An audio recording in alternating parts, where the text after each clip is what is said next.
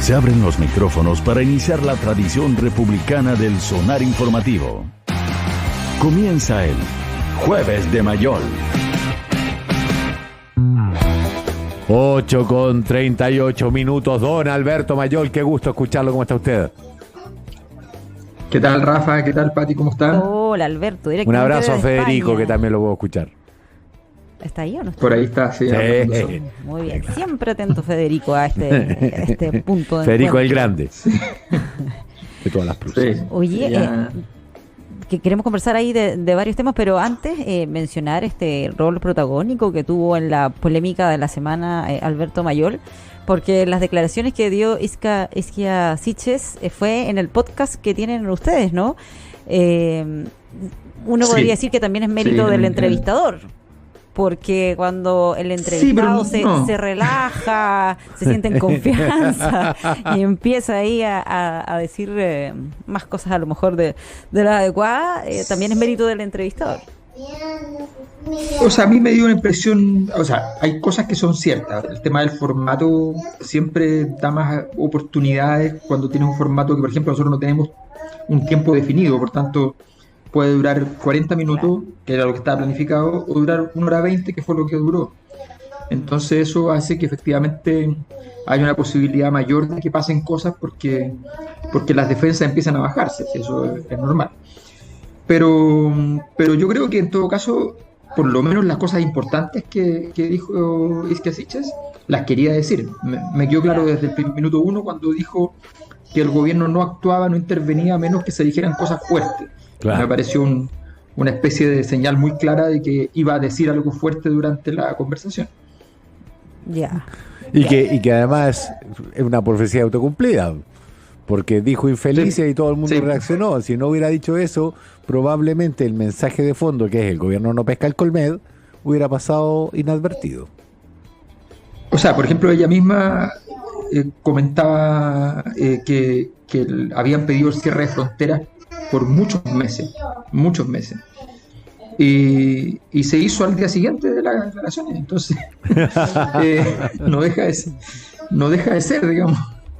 Entonces, hay algo al menos que es cierto de todo eso. En todo caso, son declaraciones que a mí me parecieron interesantes desde ese punto de vista, de que en el fondo plantea como la estructura de poder del gobierno respecto a cómo se toman las decisiones sobre el COVID, y deja en claro que la mesa en la cual participa el colegio médico, no solamente el colegio médico, varios rectores de universidades, en fin, es una mesa que no tiene mayor peso.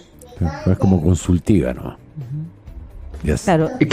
Claro. Y otra de las cosas que llamaron la atención ahí... Efectivamente, las mesas de este tipo tienen que ser consultivas. Yo estoy de acuerdo con esos términos del funcionamiento de un gobierno. El gobierno no puede quedar atrapado a que tomen la decisión por el presidente de la República, no sé, o los rectores o quien sean. Pero al mismo tiempo, si tú armas una mesa consultiva, es porque te importa lo que te van a decir. O sea, no. Claro, evidente. Y porque además se trata de una emergencia médica. Exacto. Bueno. Y ahí entonces viene la frase de que los ingenieros se creen epidemiólogos y no hablan con los epidemiólogos. Entonces yo considero que los argumentos son bien redondos en ese sentido. Puede haber sesgo, puede estar equivocado alguno, pero en términos de lo redondo, a mí me quedó súper clara la posición al respecto, y la necesidad de ciertas medidas más concretas, más claras, más contundentes en un momento determinado, para no tener que alargar tanto el proceso. Yo creo que gran parte de lo que estamos viviendo en todas partes es que es el cansancio de mucha gente y la relajación frente a las medidas, justamente porque se toman medidas que duran mucho tiempo y que tienen poca eficacia. Entonces la gente pierde fe en las medidas y no soporta al mismo tiempo las medidas porque está demasiado tiempo sobre ellas. Vamos a ese punto precisamente, porque ya a un año de la pandemia uno podría pensar que podría estar más claro el camino respecto a cuáles son las medidas que se toman, y vamos viendo cómo se van produciendo cambios acá en Chile, lo hemos estado comentando, pero incluso a nivel internacional, lo que pasó con Angela Merkel, que había anunciado restricciones bien estrictas para Semana Santa y ayer tuvo que retroceder al respecto, incluso ahí pidiendo perdón por haber tomado esas medidas. Sí, efectivamente. A ver, yo creo que es evidente que el COVID-19, más allá de lo sanitario, que obviamente genera una alteración importante en los números del año, pero en la práctica no es una pandemia como esas, como las históricas, en términos de los volúmenes de muertes a nivel mundial, en fin. Pero sí ha generado un nivel de disrupción y de aniquilación, en el fondo, del funcionamiento de los organismos públicos. Y en ese sentido, por ejemplo, acá se tomó una medida política, que era la medida de que no se aceptaban vacunas que no estuvieran validadas por la Unión Europea en Bruselas, ¿ya? Y eso significó que no han usado las vacunas de China y de Rusia. Claro. Y eso ha significado que Europa es de los lugares que va más lento en el mundo en vacunación. Y eso ha significado que aumenta la probabilidad de que salgan entonces nuevos brotes por nuevas cepas. O sea, que haya mutaciones significativas que puedan significar una nueva cepa. Y eso hace que sus propias vacunas se puedan convertir en la práctica también en problemáticas en el futuro, por no haber abierto, esto en medio de la economía de mercado, por no haber abierto sus mercados, ¿ya?, para la inserción de otras vacunas. Entonces, en el fondo, aquí todos los gobiernos del mundo tienen varias decisiones que han tenido que reestudiar, revocar, en fin, porque el desafío ha sido importante y la respuesta no ha sido buena. Eso es generalizado. Digamos que los países exitosos son países donde en realidad sabemos un poco lo que se hizo. O sea, vemos en China el volumen de contagios y de muertes es bajísimo, casi inexplicable. Sabemos que sí, allí se cumplen muy a rajatabla las medidas y que el uso de la mascarilla y toda clase de cosas es algo corriente. O sea, que la gente más está acostumbrada a que le digan en un momento determinado anda fuerte cierto tipo de virus y le dicen se usa mascarilla y andan todos con mascarilla. Eso es normal. Por tanto, hay más eficacia en las medidas. Y cualquier medida, no solo por costumbre, que llegue de la autoridad es aceptada, porque hay una cultura de respeto a la autoridad muy intensa.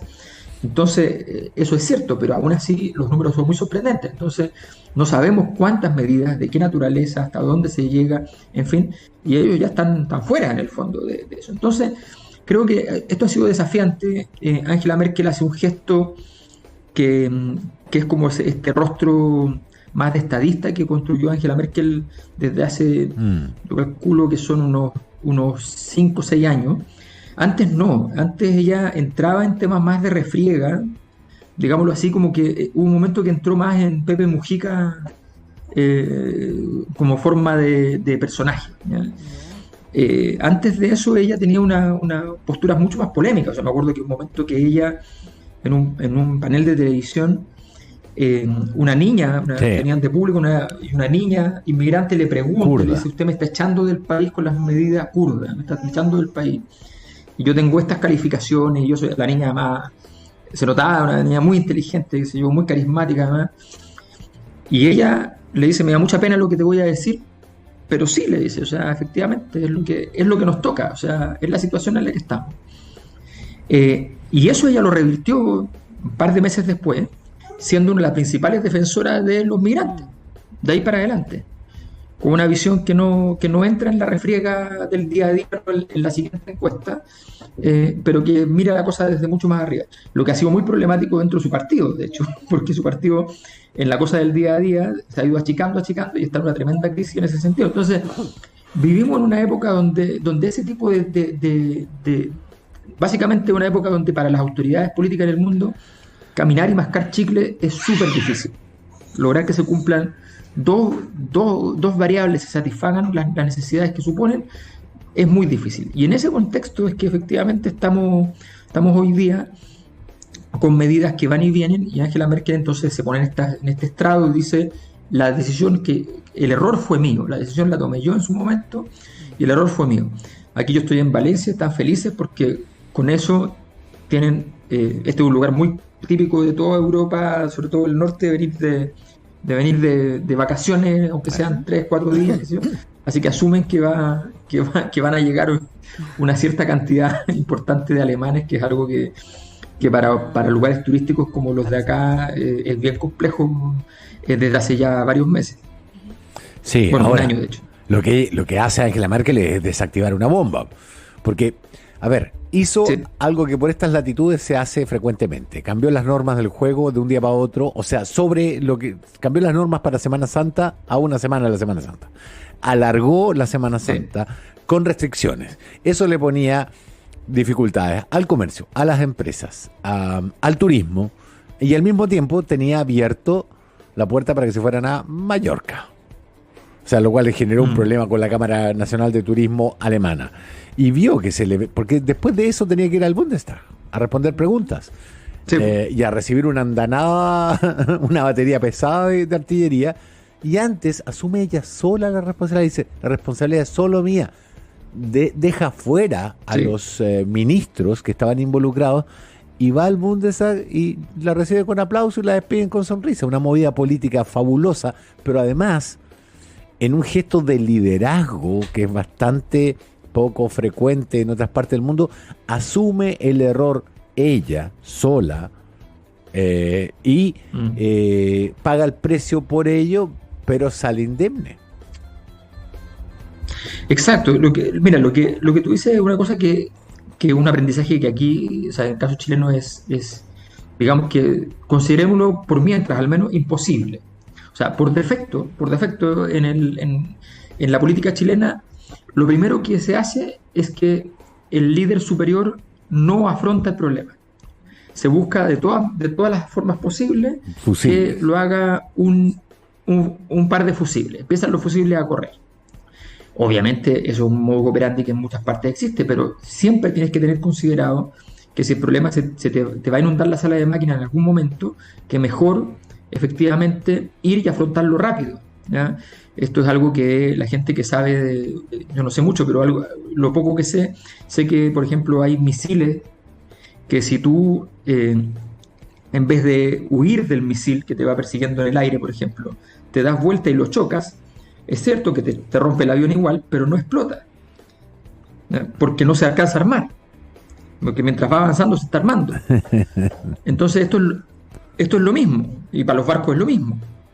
O sea, claro, te va a hacer una tremenda lesión, pero no va a explotar. Entonces, en este caso es lo mismo. Ella se da cuenta de que efectivamente la narrativa de esta historia era comprensible, y en un par de semanas iba a estar metida en un lío. Y cuando tú en política vas y le dices a todos los demás, yo asumo todos los costos, quédense ustedes tranquilos, todos tranquilos, todos los demás agradecen, no va a haber problema. O sea, todos van a decir, pucha, así da gusto, ¿no? No empezar a buscar quién va a tener que hacerse cargo de esto, quién va a tener que salir a decir una cosa políticamente incorrecta para producirle una herida al rival que está atacando a la presidencia de la República o al primer ministro, en este caso. No necesitas todos los días al Coloma chico, ¿ya? O sea, no es necesario. A veces es bueno, por ejemplo, Michelle Bachelet. Pensemos en Michelle Bachelet, que tiene una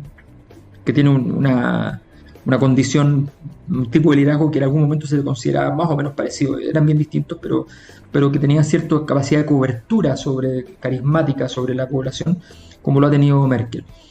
Si ella hubiese enfrentado sus grandes dificultades el día 1, comiéndose el problema entero ella, diciendo, no sé, por ejemplo, yo sabía de la inversión de mi hijo y fui descuidada en permitir que prosiguiera con aquello, ¿ya? Yo lo sabía y me equivoqué, o yo no lo sabía y no se lo voy a permitir, ¿ya? Y todo queda en la persona, pero no tiene que salir un vocero, José Antonio Gómez en su momento, diciendo esto es un asunto privado, y después escalar hasta que la cosa 3 días después te estalla en la moneda, donde todavía tú no dices nada porque el que renuncia es el hijo. Esas cosas, eso es entender un poco, en el fondo, el juego político muy adecuadamente, y Merkel, que ya se va despidiendo, porque básicamente ya está en eso, se va despidiendo, demuestra esa ese tamaño, esa grandeza para poder abordar la situación. Y estamos hablando que lo que tú dices, que estamos hablando de una situación que de magia no tiene mucho, porque detrás de lo que había detrás de las presiones, sector económico. O sea, estamos hablando de que esto se transforma en un rito litúrgico, una cosa que en realidad tenía que ver con básicamente llamados telefónicos y las cosas que pasan en todos los países. Sí, pero además es muy revelador cómo se da ese lujito cuando va de salida y pensando, creo yo, en el libro Historia, aunque también es cierto que había una contradicción intrínseca en el asunto. Era, yo les prohíbo hacer todo, pero les doy permiso de irse a Mallorca. Es como casi permiso de vacaciones en medio de la pandemia. Cosas que hemos visto por acá, pero por las que nadie pidió disculpas jamás. Claro, había hecho esta cosa que es muy compleja de cuando tú vas y dices excepciones raras, así como, porque ya te llegaron demasiados llamados, hay un llamado que no podís decirle que no, entonces al final efectivamente a ese llamado le das algo, ¿ya? Entonces entras en la cadena de favores que son muy específicos y que nadie entiende, o que si los quieres entender entras en un terreno que es ominoso para quien tomó la decisión.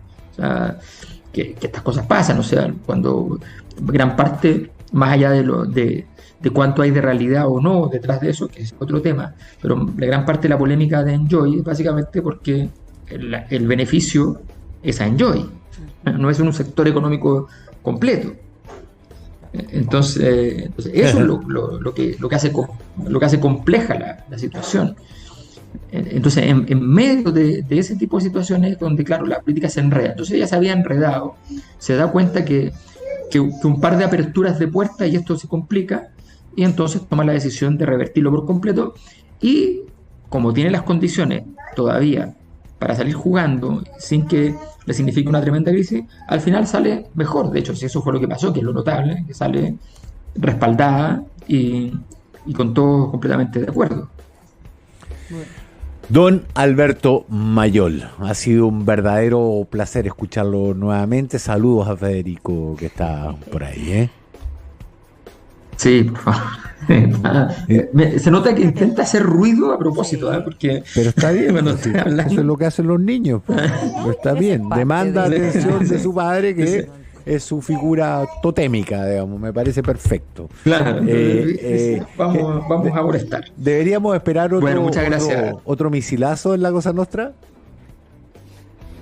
No, es que no es nuestra... En realidad no estaba en los planes absolutos. Nosotros hacemos conversaciones, de hecho no son entrevistas, qué sé yo, y la verdad es que hacemos conversaciones, ni siquiera tenemos fecha para las conversaciones. El podcast va todas las semanas, los lunes, pero las conversaciones son a veces, cada 3 semanas, cada un mes, a veces pasa más tiempo. Esta nos hacíamos una desde diciembre, por eso te digo todo, o sea, no... Pero van a tener que aprovechar el momento de popularidad. Quizás lo que pasa es que, claro, también nos cambia un poco el perfil, porque a nosotros lo que nos interesa es un poco de entrar en la cosa más del análisis del poder propiamente tal, más que de producir como noticias, en el fondo.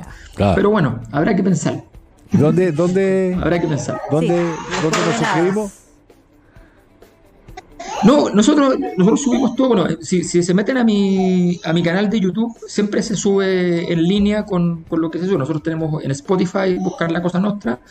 Eso sale un poquito antes. Y desde una semana más, una cosa así, vamos a tener además una aplicación que quienes quieran la descargan y van a poder verla también a través de la aplicación. Perfecto. Muy bien. Abrazote, Alberto Mayol. Cuídate mucho. Muchas gracias, que estés muy bien. Bien, Luego. Alberto.